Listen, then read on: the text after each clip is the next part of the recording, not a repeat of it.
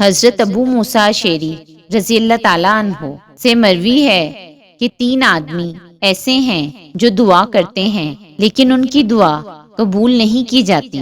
وہ شخص جس کے پاس بد خلق بیوی تھی لیکن اس نے اس عورت کو طلاق نہیں دی۔ وہ شخص جس کا کسی دوسرے شخص کے ذمے کچھ مال تھا لیکن اس نے گواہ نہیں بنایا۔ اور وہ شخص جس نے اپنا مال کسی بے وقوف کو دیا، حالانکہ اللہ تعالیٰ نے فرمایا بے وقوفوں کو اپنا مال نہ دو۔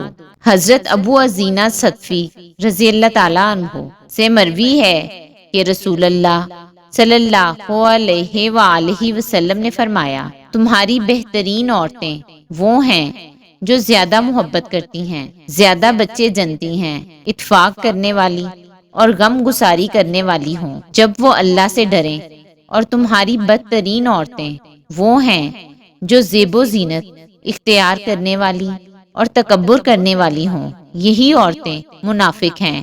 ان میں سے جنت میں اتنی ہی عورتیں جائیں گی جتنی تعداد کوؤں میں سرخ چونچ اور سرخ پاؤں والے کوؤں کی ہے۔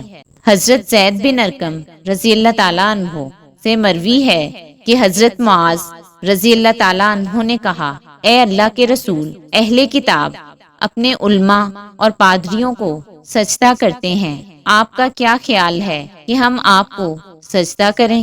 آپ صلی اللہ علیہ وآلہ وسلم نے فرمایا اگر میں کسی کو سجدے کا حکم دیتا تو بیوی کو حکم دیتا کہ وہ اپنے شوہر کو سجدہ کرے۔ بیوی اپنے شوہر کا حق ادا نہیں کر سکتی حتیٰ کہ اگر شوہر اس سے ملاپ کا مطالبہ کرے اور وہ اونٹ کے پالان پر ہو اور وہ اس کی خواہش پوری بھی کر دے تب بھی۔